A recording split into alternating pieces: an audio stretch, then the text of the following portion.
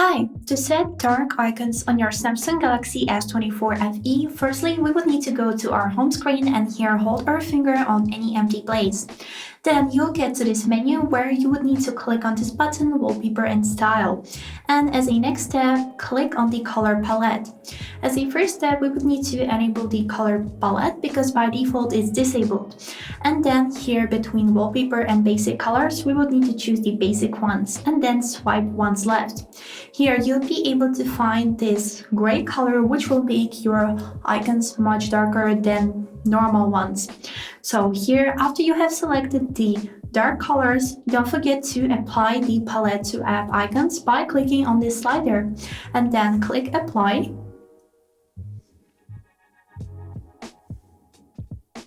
And now if we will go to our homepage, here you can see that almost all of the applications has become more darker. And that's it. I hope this video was helpful. Thanks for watching.